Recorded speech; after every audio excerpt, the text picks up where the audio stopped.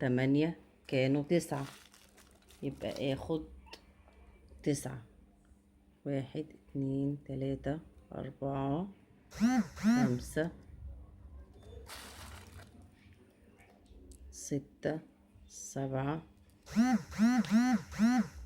8 9. تمام. اهو. وانزل من الفرنشة اللي بعدها.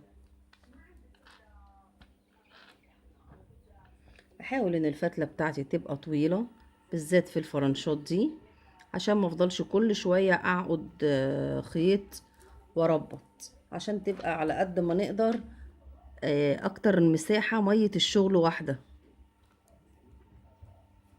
تمام اهي. فاضل اخر واحدة.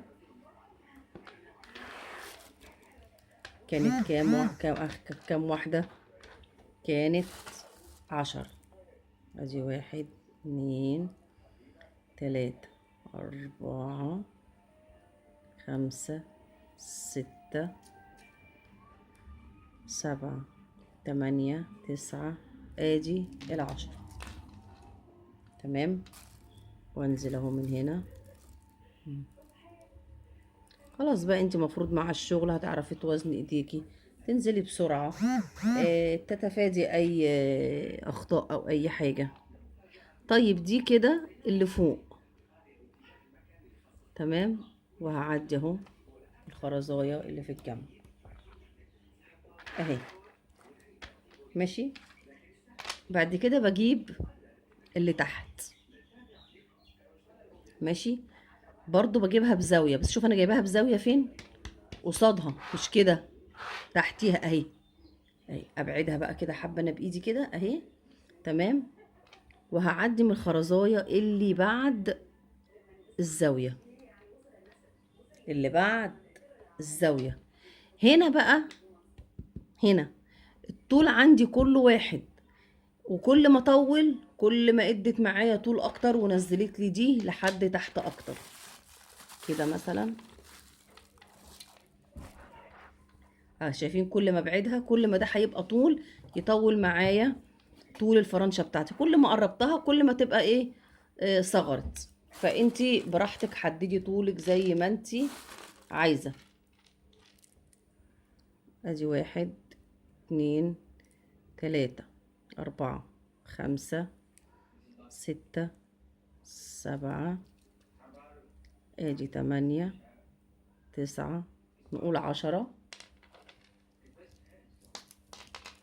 اهي. وهعدي من نفس المكان قصادها اهي. تمام. هاجي برضه احط 10 تانيين. هفضل بقى راحة جاية لحد ما اخلص الصفوف بتاعتي. 4 5 6 7 8 9 10. تمام اهي. هاجي قصادها واعدي بالابرة بتاعتي كده.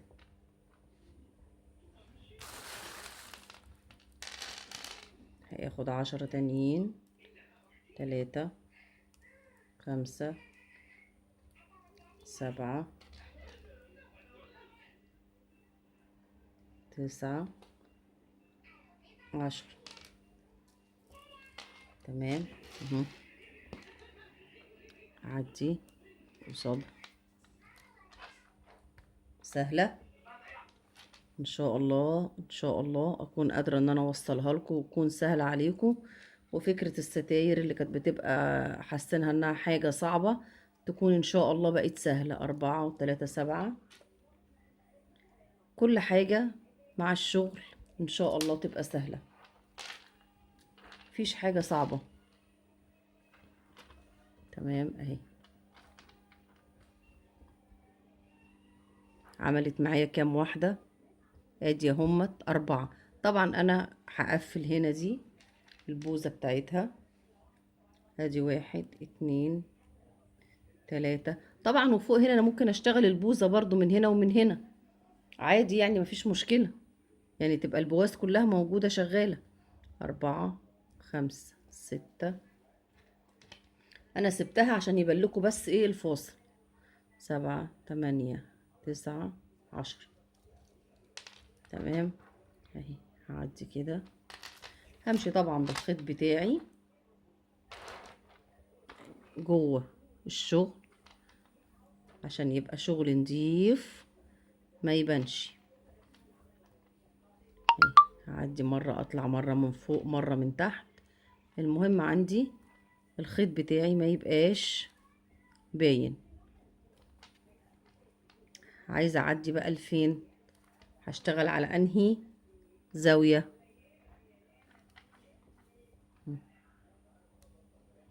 انا وصلت اهو للبوز بتاعي، هعدي اللي جنبيها. تمام.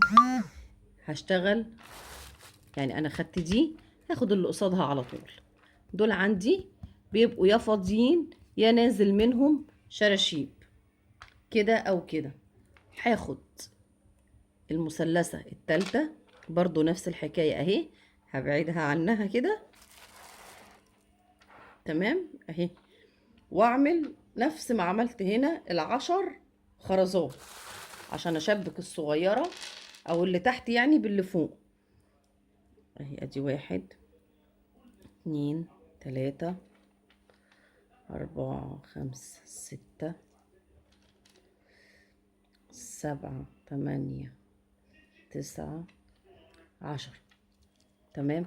انا هفترض ان انا عملت كل اللي هنا، ماشي، هفترض ان انا عملته. تمام.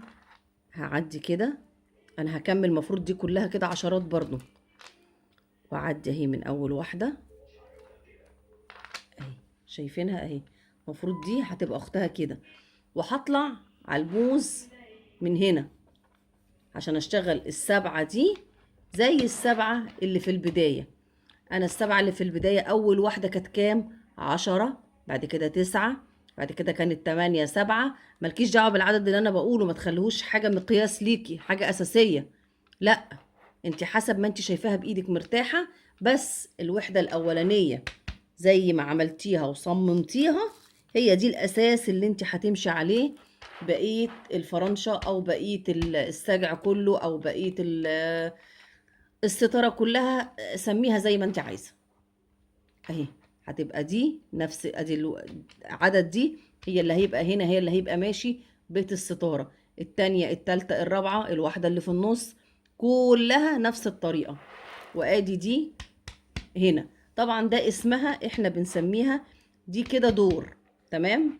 ولو عملت دي وكملت من هنا لهنا ده اسمه دور. اللي تحت دي اسمها دورين. ممكن اكمل وانزل بتحت كمان واحدة هيبقوا 3، بس هما الاغلبية العظمى من الناس بتعمل يا دور يا الاتنين. طبعا بنيجي هنا بننزل لها الشراشيب بتاعتها. لو عايزة تعملها شراشيب زي ما احنا شفناها في اول فيديو خالص، مش حابة الشراشيب ممكن تحطي واحدة بس هنا في النص، دلاية واحدة برضو كده عشان تديها منظر وتديها شياكة وتديها طول، ولما تنزل عندك على الستارة فتديها شكل كويس. يبقى كده احنا شفنا ازاي بنعملها بطريقة مبسطة خالص خالص اهي، مخدتش مننا مجهود الحمد لله رب العالمين. بتجهزي المربعات بتاعتك. تمام. وتبدأي انك تلضميها كده يا دوبك كلها خرز جوه الخيط. دي اللي هي اللي بتسموها السجع. تمام. التانية انا خلصتها برضو، ماشي. نشيل دي كده اهي.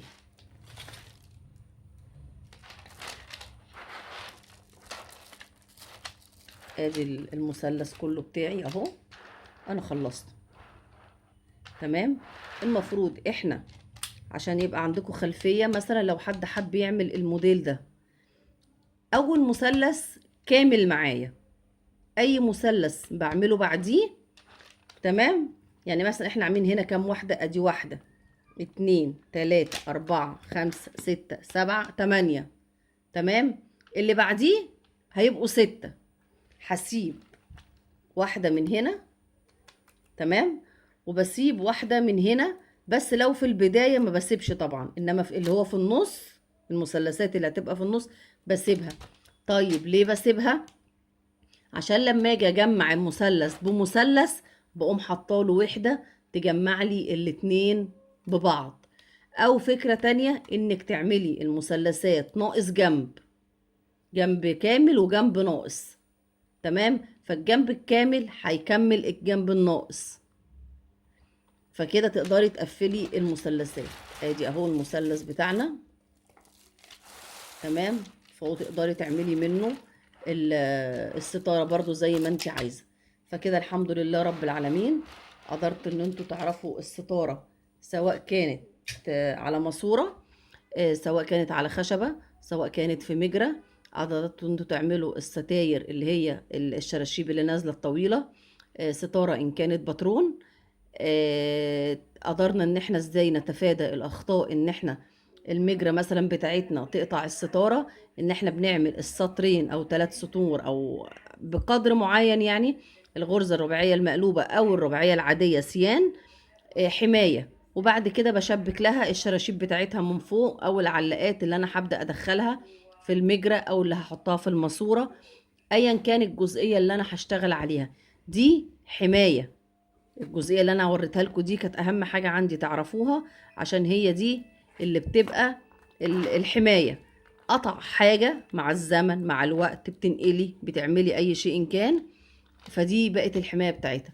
واتمنى من الله ان انها تكون استفدتوا منها، وانها تكون عجبتكم.